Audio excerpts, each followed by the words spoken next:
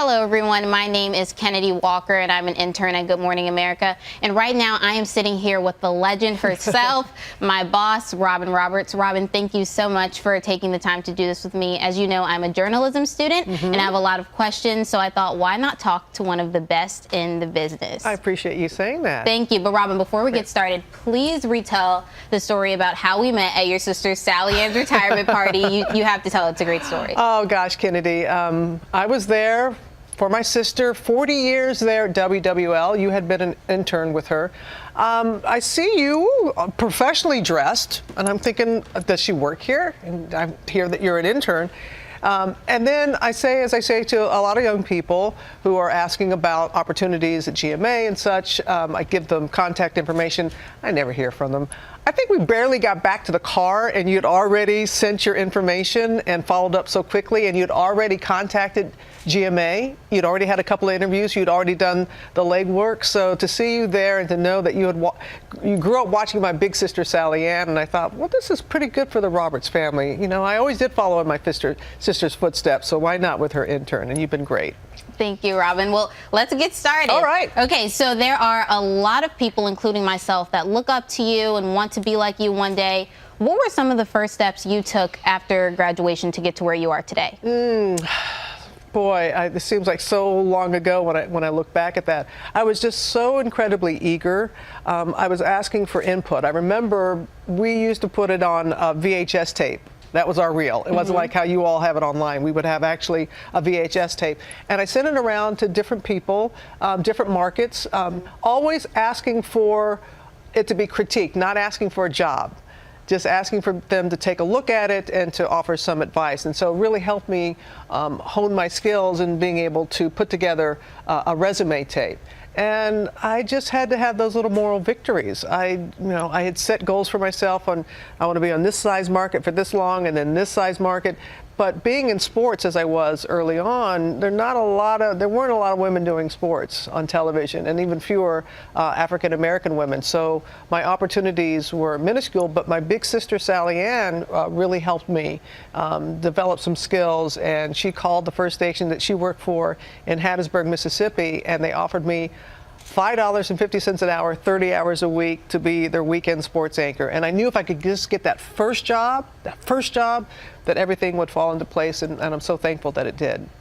And after working locally at those stations in Mississippi, and I think you told me Tennessee, Nashville, and Nashville, and in Atlanta as well. Yeah. All of a sudden, the phone rings, and it's your dream job. It's ESPN. Yeah. Please describe that life-changing moment. Okay, and you get ready, because you're going to have that phone call too, Kennedy. I really do believe that, and all the interns that we've been blessed to have this summer at GMA. Oh, goodness. I had set that goal, and I remember people saying, well, first of all, you're a woman, so you're never going to work at ESPN. And oh, by the way, ESPN's never going to make it. Because when you think about it, back then, to have a 24-hour sports network, people are like, that's crazy.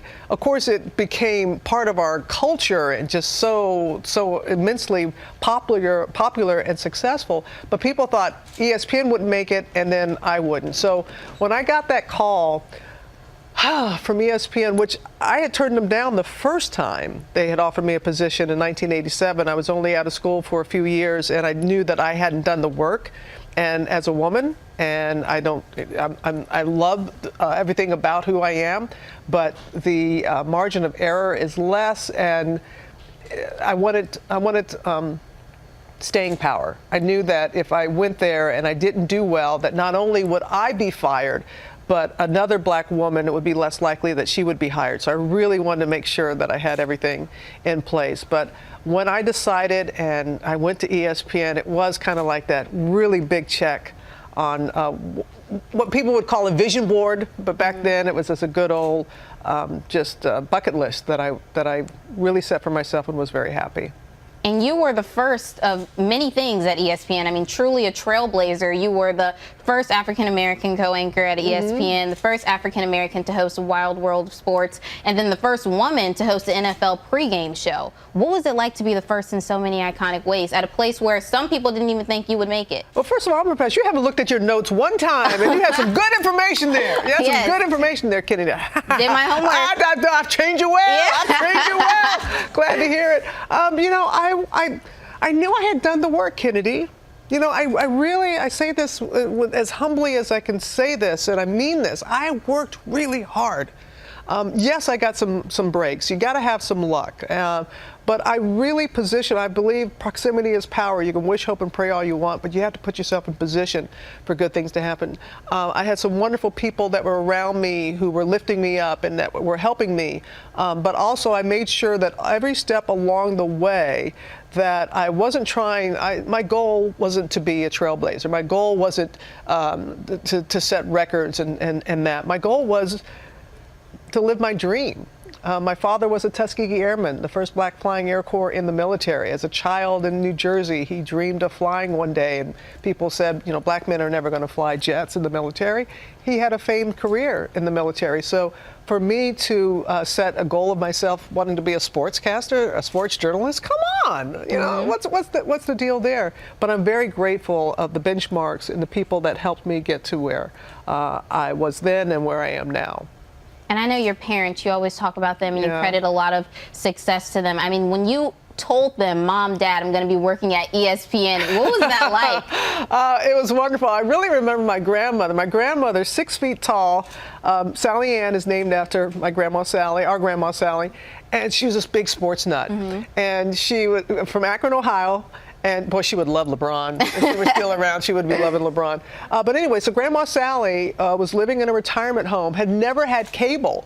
And so when her granddaughter started working at ESPN, she got cable for the first time. She didn't know where the outlet was. She had to go get find where the outlet was to put it in. But my parents were always very supportive. It was at a time when they couldn't make it home because they didn't have, you know, a DVR or anything like that. So if they didn't see me live when I was local, they'd miss me. So they would be on their way home, and if they couldn't get home in time, they'd stop at Sears because they had a bunch of TVs. And so they would go to the Sears and they go, "There's my girl." And so I'm just so grateful that they took great joy in all their 4 children and everything that we did. And then fast forward, after being at your dream job for 15 years, in 2005, you decide to accept a position from Good Morning America. Where we are right now. Good Morning America. What made you take that chance? Girl, Why I don't know. I'm still trying to figure that one out. That's what the beauty of get ready for your suddenly. You know, I never thought, I just wanted to be just a sports journalist. That was my dream. It was my dream. I kept getting opportunities here at Good Morning America. At first, I did sports stories for them, and then they turned into human interest stories, and then I filled in for Diane Sawyer, you know, as a co-host with Charlie Gibson, and it helped that Charlie was a big sports fan. But the sports background really, not that I used it as a training ground, but we don't have a teleprompter. You go to a sporting event, you don't have a script. You got to just react to what you're seeing.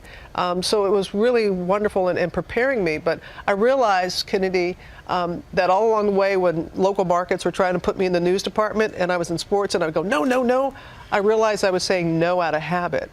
That I didn't feel that way anymore, but I'd said no for so long that I thought that's what I really felt. And I just didn't want to limit myself anymore. I still go to sporting events. We went to, the Special Olympics. You were with me in Chicago for the Special Olympics. And so I just didn't want to limit myself anymore. And I'm so grateful for the opportunities that I've had here at GMA. And I'm so grateful you took this job too, because I mean, you're amazing. You are Robin Roberts. I mean, yes. Really? Where is she? Robin's here? Oh my God, Robin Roberts is here. Oh Lord, oh Lord. I mean, co-anchor of the #1 show in the country. I'm proud of that. Multi-award winner, author, thriver, the list goes on and on. But out of everything, what would you say is your biggest I made it moment? The moment where you felt like you could finally sit back and kick off your shoes, be like, hallelujah, I have made it. Hallelujah. I never have felt that way. I give myself, oh goodness, and I want to say this the right way. I'm always grateful, but never content. I always know there's more. It's the prayer of Jabez. I want to increase my territory so I can do more good. I don't want more good for me, but I want to have a bigger platform so I can do more good for others. But I would have to say, when sitting across from President Barack Obama in the White House, when he made his stance of changing his position on marriage equality, that was a moment because that made international headlines. And I was like, I'm sitting across from an African-American man who's the first black president. I'm a gay woman sitting across from him, and he's saying, as president of the United States, he's okay with marriage equality. Wow. So I would have to say that was one of those aha moments, and I've made it. But I'm very, I'm as excited when I was making $5.50 an hour as I am right now making $6 an hour. No, just kidding. No, I still, and I want that for you and the interns that we've had this summer. I want you to have that. You don't get into this industry because of the potential of fame and fortune. That never was my motivation, and it's not mine now. It's storytelling. It's about being a voice for people who don't have a voice. I love how you talk about your father and how you told me when we had lunch the first time and how you speak of him and you want to be able to help him and to help others like him and what he went through as a fraternity brother and the hazing and that's horrible. And so I know the future is bright for you because your intentions are good. You're not looking at the trappings. Is it great to live here in Times Square and have wonderful people and the glam squad who worked on you? I can't believe you stole them from me today. I know, did not wake up like this. So let people know. She doesn't normally look like, no, yeah, you do. No, you look good. But I don't take any of that for granted, and I'm just very appreciative of all that has come my way. Wow, that was truly. That was deep, wasn't it? That was really deep. Deep. You are extremely, extremely humble. Yeah. And one saying that has really sat with me. That was also in your book. What your mom used to tell you: when you strut, you stumble. When you strut, you stumble. Please tell everyone what that means, because I feel like we could all use that. Because it's okay to feel good about it. I mean, Kennedi, I've been here for a number of years. I think maybe only one other time I've sat down with an intern, maybe, perhaps, but not like this. You have these Emmy Award-winning producers, camera people, makeup, Alex, who, this says a lot about you. There's something about you that everybody has seen, and they want to help in some regard, and I think that's something. I can't even remember. What was your question? See, I'm just mesmerized by those brown eyes. What you? I was just asking about when you strut, you stumble. Oh, that. See, I was strutting. Yes. See, I was strutting right there. That's why I was stumbling. No, and so my mom taught me. So even though what I'm saying, with all these trappings, with all these wonderful things, if you get big-headed and you think that it's all about you, you're going to stumble. And so I've always remembered that. And so when you strut, you stumble. Be humble. I love the song by Tim McGraw, Be Humble and Kind. Always be cognizant of the person who's coming from behind you. Reach back, help them, remember. You'll remember this moment when I got no teeth. I'm like, hey, Kennedi, remember that? You're going to be helping a young person, and so it's all about paying it forward, but to remain humble and kind. And when you strut, you stumble. Make your mess your message. Yes, I love all of your little sayings, Robert. I really do. But in conclusion, I just have to ask you, because I know after you're speaking, reeling me in. No, speaking with you personally, and you just telling me your journey and things like that. For those people, college students, or even people who aren't college students, who are recent graduates, and they are struggling with finding a job after school. They're getting discouraged. They feel like they made the wrong decision to be in our field or in another field. What words of encouragement would you give them? I would say be patient and persistent. I was thinking about this the other day, Kennedi, especially with a lot of young people and all walks, but not necessarily have to be a young person who's entering this field. There are a lot of people at different stages of their life that they want to try something different. And it's not failure. Failure has never kept me back, because I have failed a great deal. What really hurts people is the fear of failure. It's not failure, it's the fear of failure, which keeps you from going for it. What's the worst thing that's going to happen if you put yourself in a position to try and do the things that you want to do? And so I really believe that you have to be patient and persistent, and know that God's delays are not his denials. Slow your roll, young'un. I know that you want things and you want it right now. I know how hard, Kennedi, that you have worked and the other interns have worked. And so I just say to you that denials, might be a little delayed, but it's not going to be, you're not going to be denied. And you're going to make mistakes. It's going to happen, people. You're going to make mistakes. And you know what? I know you well enough to know that you'll figure it out. Everybody has made mistakes. We will make mistakes. And the trick is just figuring it out once you do that. And you can't be perfect. Don't try to be perfect. But don't be afraid to fail. Don't let that keep you on the sidelines, because as Sister Sally said, don't let fear keep you from your destiny. Don't let fear keep you from your destiny. And I know that you're destined to do great things, Kennedi Walker. Thank you, Robin. Thank you so much for this, for all of this. I mean, yeah, Alex helped me and Rennie helped me, but you have just been so amazing to me this whole entire summer, and I cannot even put it into words. And before I let you go, I have a little surprise for you, actually.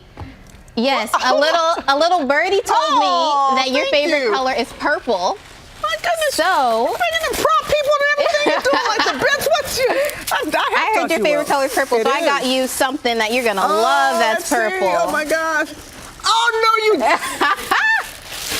This hurts. Now she knows I went to Southeastern. She knows that my color is green and gold. Yes. But I am proud of you.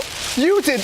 Oh my gosh. Robin and I went to rival schools. Yes, we did. And when we went to Chicago, she was making fun of me. I love it. For wearing my LSU sweatshirt. So I was like, you know what? I'm going to get you one. So we can wear it together. We will, but I'm still going to line up, baby. Yes. I'm still Southeastern proud. But this is beautiful, as are you. Thank you, Kennedi. Thank you so much. Thank you.